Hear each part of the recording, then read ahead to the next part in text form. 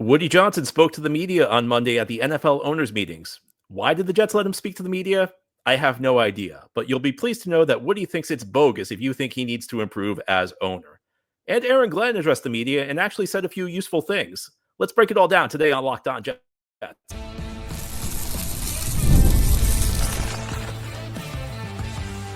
You are Locked On Jets, your daily New York Jets podcast. Part of the Locked On Podcast Network, your team every day.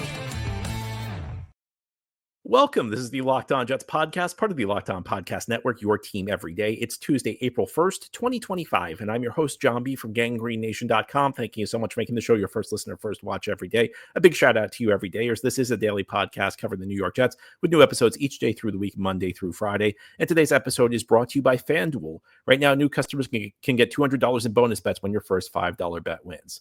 Well, the NFL owners' meetings are taking place this week, which means you hear from a lot of key decision makers across the league. General managers speak to the media. Darren Muji spoke to the media on Sunday. We addressed that on yesterday's show. Aaron Glenn spoke to the media yesterday. We'll break down some of Aaron Glenn's comments a little bit later. But you also hear from owners. And Woody Johnson spoke to the media yesterday. And if you listen to the Monday episode of Locked On Jets, I had one simple request for the Jets. I begged them. Do not let Woody Johnson speak to the media, because nothing good ever happens when this owner speaks to the media. And, I'm trying to be optimistic now. We have a new head coach, a new general manager. It's the first offseason. It's an exciting time for a team. I don't want to spend a segment trying to break down what ridiculous thing Woody Johnson said, because if Woody Johnson opens his mouth, odds are he's going to say something ridiculous. Well, the NFL Players Association recently did a survey. You may have heard the results come out a few weeks back. And essentially what they do is they ask players across the league to grade their team in a number of areas. They ask players grade the team's facilities, grade this, grade that. One of the categories the players grade is their owner. And in this survey, Woody Johnson got a worse grade from Jets players than any owner got from his team's players. Now, you think about what's happened the last 2 years. I think it's fair to say that there are few individuals who have done more harm to a sports franchise than Woody Johnson's done to the New York Jets, whether we're talking players, coaches, executives, or owners. Woody Johnson has put his imprint on this franchise. He became very heavy-handed. He drove a lot of key decisions, most of which failed miserably. Woody Johnson was not humble. Woody Johnson bragged a lot about how good he thought the Jets were going to be. And it did not pan out that way. So after something like that, after a 2-year stretch where you as an owner have really ended up with a lot of egg on your face, and this is in the midst of a stretch where you have the longest playoff drought in any of the 4 major North American sports, you could take an approach where you show some humility, where you maybe take a step back, where you admit that you misfired, where you try and learn, you get self-reflective. Or you could take the Woody Johnson approach. Woody Johnson spoke about this survey where he received the worst grade of any owner. And this is from the players. This is not from John. This is not from Locked On Jets. The Jets players gave their owner a worse grade than any other team gave their owner. How did Woody Johnson respond to that survey? Well, let me tell you how he responded. He said, when he was asked about it, my first thought was that it's totally bogus. And then he said he wants to improve. He's always focused on improving, but not because of this bogus report.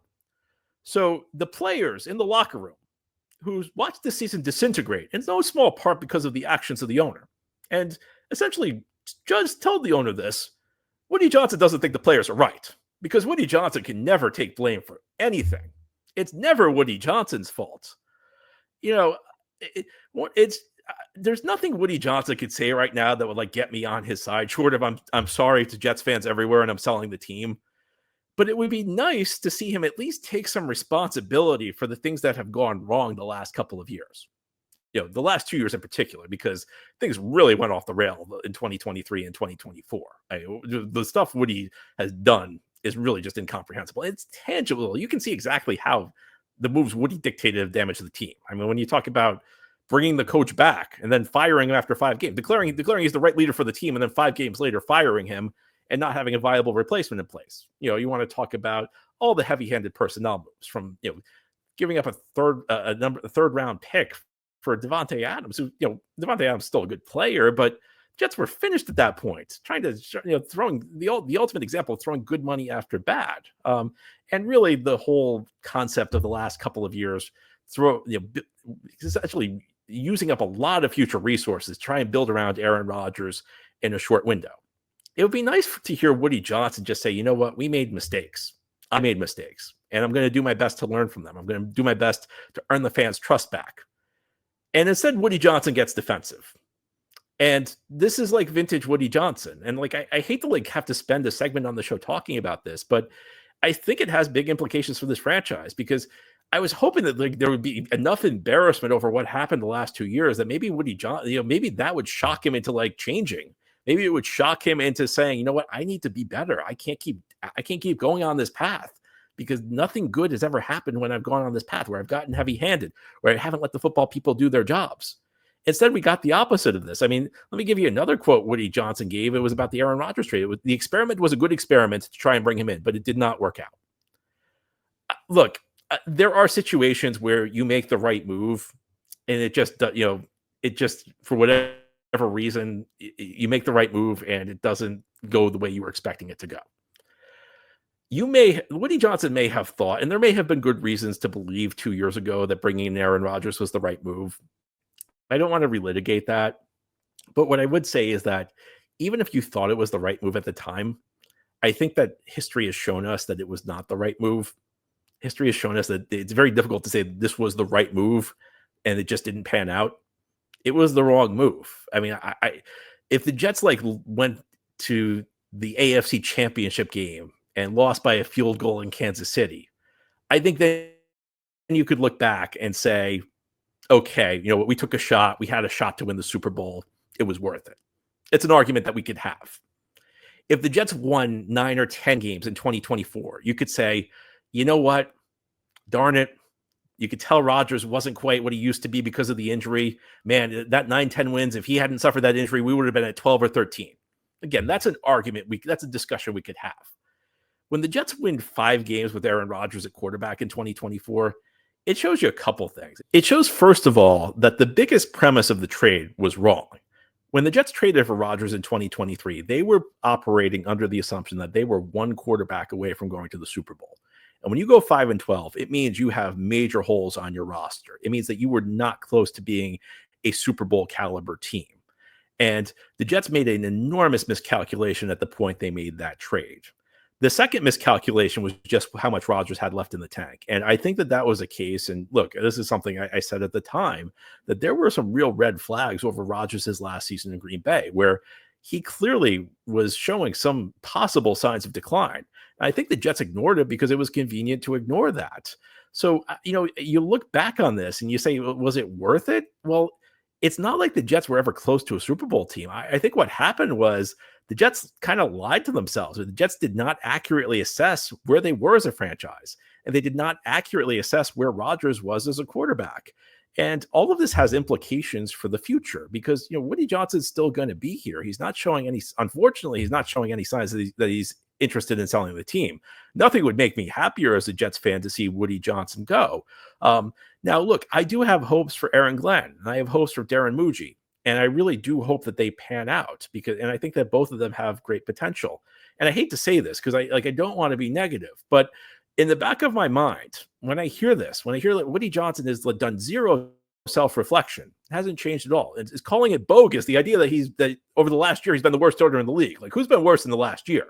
That no matter how good it gets for the Jets, and we hope it'll be good, there's always this danger lurking in the background that Woody's going to come in and be Woody. Because, I hear the defenses of Woody, and they just aren't very good. People say, well, he gives his people a couple years before he intervenes. Well, no other owner operates like this. Nobody else acts like this. Every other owner, at least the owners who are successful full time, they hire good people and they put them in charge. And Woody Woody had this disastrous run. It doesn't seem to think that he did anything wrong. Unbelievable. Let's turn to a happy note. I had you on the Locked On Jets podcast. Aaron Glenn also spoke to the media, and the stuff Aaron Glenn said sounded a bit more reassuring. And he actually offered some kind of interesting notes on how he's building the Jets. We'll talk about some of them as we continue here on this Tuesday edition of Locked On Jets. Today's episode of Locked On Jets is brought to you by Monarch Money. Ever check your bank account and wonder, where did all my money go? Between dining out, online shopping, and entertainment, it's easy to lose track. And that's where Monarch Money comes in, your personal CFO giving you full visibility and control over your finances. Monarch Money is not just a budgeting app, it's a complete financial command center. You can track all your accounts, investments, and spending in one place, so you can stop managing your money and start building wealth. When you start using Monarch, you'll realize just how much you're spending on food delivery. Now you can budget smarter and save more. Instead of juggling multiple apps, you can use Monarch to check your finances, track spending, and even plan long-term goals. Managing money with your partner is smoother than ever. You can track shared and personal accounts, set goals, and stay on the same page without all the stress. Take control of your finances with Monarch Money. Use code LOCKEDONNFL at monarchmoney.com for 50% off your first year. That's monarchmoney.com, code LOCKEDONNFL for half off your first year. Thank you so much for making Locked On Jets your first listener, first watch every day. And a big shout out to you everydayers. This is a daily podcast covering the New York Jets. New episodes each day through the week, Monday through Friday. Now that we've gotten past the unpleasantness of going through what Woody Johnson said yesterday when he spoke to the media, we can move on to Aaron Glenn, the Jets head coach. And unsurprisingly, Glenn said some things that were a bit more informative and a bit more enlightening. And one of the things that's been interesting about Glenn and Muji so far is they've taken these offseason press conferences. And normally I say that you get very little from these offseason press conferences because most GMs and head coaches don't really, they're not going to give away their plan. But occasionally what they'll do is they'll give you like some insight into their thinking, which is kind of interesting. I feel like we've gotten a lot of these from Aaron Glenn and Darren Muji. And this is not really, or this doesn't really mean that anything about their job performance. It doesn't make them good or bad. It just means that they're offering you some insight into how they think. One of the things that Aaron Glenn said yesterday when he spoke to the media is he talked a bit about the running back position. And he said, I think he was talking about Breece Hall, actually. He said, I think mentally Breece is in a good place, but I would say we have 3 running backs on this team and we're going to utilize them as much as possible. And this is kind of like an interesting philosophical change because over the last couple of years, Breece Hall's kind of been like the go-to guy in the backfield for the New York Jets. He's the guy that's gotten most of the carries. He's essentially like the last couple of years when Breece Hall's the guy, he's in there unless he's tired, or he's injured. If he's tired, then maybe Braylon Allen would come in and get a run, or Isaiah Davis would come in and get a run. But Breece Hall's been the go-to guy. And if Glenn is to be believed here, what he's saying is that there's going to be more of a timeshare situation in the backfield. And what Glenn's suggesting is that they like Braylon Allen and they like Isaiah Davis. And, you never really know how these things are going to shake out with a new coaching staff because Breece Hall, is clearly the number one back, but you don't know like how the new coaching staff is going to like Braylon Allen or Isaiah Davis. These are not guys they drafted. It means they start with a clean slate, which, could mean it could be a good thing or a bad thing, so it's not always a bad thing. Sometimes a guy like doesn't get a fair shake under the old coaching staff and a new coaching staff comes in with a pair of fresh eyes. And the guy who didn't really get a chance before is now getting an opportunity. Well, at least at this early point, it sounds like the Jets are going to split carries between Breece Hall, Braylon Allen, and Isaiah Davis. Now, of course, I think this is subject to change based on performance. It's subject to change based on a lot of things that that will take place during the season. But it sounds like at least at the start of the year, the plan will be for the Jets to kind of have like a 3-man timeshare in the backfield. And we know Breece Hall is not coming off the greatest season. And look, if all 3 of these guys produce, it's a good problem for the Jets to have. And I think I am a believer that you don't want to put too much wear on the tires of your top back because you want Breece Hall to be healthy in November, December, January. And if he is, then maybe you adjust then. Maybe he gets more carries at that point. But that was kind of an interesting point from Aaron Glenn. Another thing that Aaron Glenn, he spoke a bit about, he was asked about Chukwuma Okorafor, who the Jets signed as a free agent. He is a tackle. And Okorafor was kind of a controversial signing because if you didn't follow what happened with him last year, he was originally the starting left tackle for the Patriots and was literally benched after 12 snaps and then left the team. He was placed on a reserve list. He wasn't with the team after that first game. Glenn says that they did a good amount of investigation on Okorafor. He said the Jets felt comfortable with his answers. And that's the question when you sign a guy like this, because, he was obviously not with the Patriots for most of last season. And his last 2 years have really not been very good, if we're being honest. 2 years ago, he was benched in Pittsburgh for the then rookie Broderick Jones. He lost his starting job. And then last year, he was a starter for just a couple of series before he left the team. This is one of those signings maybe not as big as Brandon Stevens, but I've been talking about Brandon Stevens, the corner the Jets signed from Baltimore, as one of those kind of like referendum signings. How good is your front office? Now, this is a bigger deal because the Jets gave him a pretty lucrative contract, a contract that, if we're being honest, doesn't really match his production to date. The question is, can the Jets get more out of him than Baltimore did? Okorafor is not as big of a deal. It's not as pronounced. It's not as big of a risk as the Jets took with Brandon Stevens. But I do think to be successful in this league, one of the things you have to do is you kind of have to find guys who don't have a lot of value across the league for whatever reason. And for Okorafor, last couple of years haven't gone great for him, and he left the Patriots. Question is, can the Jets get anything out of him? Now, I'm going to be honest with you. I would not feel comfortable with the Jets entering the season with him as the starting right tackle. I think based on the way things look right now, if the season began today, he probably would be the starting right tackle, because on Sunday, as we discussed yesterday, Darren Muji, the Jets GM, indicated the Jets have no plans to move Elijah Vera Tucker to tackle. So if AVT is not moving to tackle, there's really nobody other than Okorafor on the roster right now. Now, that could change in the draft. If Jets could make a trade somewhere, they could sign another player at some point. But I think that the Jets, this is the type of guy where, you look at your front office and you figure out, can they get value out of a guy like this? And there are lots of signings like this, and you have to hit on a couple of them each offseason. It doesn't necessarily need to be Okorafor, but you have to find some guys that the rest of the league doesn't value, and you have to be able to hit on them. And if you can, that shows you've got a good coaching staff and front office in place. So Jets say they did their research on this player. We'll see how it pans out. Now, Glenn also spoke at the quarterback position yesterday. On Sunday, Darren Muji suggested that Justin Fields is the starting quarterback. There's no competition. Right now, Justin Fields is the starting quarterback. Tyrod Taylor is the backup. Jordan Travis is currently the number 3 quarterback. And Travis essentially, did not get on the field last year because he was recovering from a very serious injury, which ended his college career. Glenn addressed whether he'll be ready for OTAs, and Glenn could not commit to that, which is obviously not ideal. But look, when the Jets drafted Travis, he was coming off a very, very serious injury. The plan was never to play him year 1. I'm not even sure the plan was to play him year 2, because you have to remember, like, if he's not around year 1, that means that, like, as a developmental quarterback, he spent a full year not getting practice reps. He was clearly a long-term commitment. But I think it will be interesting to see how the Jets treat Travis, because he was the developmental quarterback of the previous regime. And sometimes, when the previous regime drafts a guy, a new regime comes in and they don't have loyalty to him. And it'll be interesting to see whether the Jets draft a quarterback on day 3 this year. And if they do, that could mean trouble for Travis as far as his roster spot goes. If they don't, then Travis will get a shot. Glenn was complimentary of Travis, but sometimes with a new head coach and a new GM, it's not about the words. It's about the actions. And then with a player like Jordan Travis, I think that the actions, how the Jets treat this, are significant. Will they bring in a new quarterback? If they do, Travis is in some trouble. If they don't, then I would assume he's going to get on the practice field at some point this year and he'll have a chance to show what he can do. And then Glenn spoke in some generalities. He praised Garrett Wilson. He said Garrett Wilson is going to be a guy who try and get the ball to as frequently as possible, which I think is a pretty obvious statement. It's even more obvious if you look at the construction of the roster right now, because there really are not many quality pass catching targets on this team right now. I think Garrett Wilson, Breece Hall are really the only 2 at the moment that are good pass catchers, and Breece Hall's a running back. Breece Hall is not a guy who's going to run a diverse route tree. He's not a guy you're going to split out wide all that much.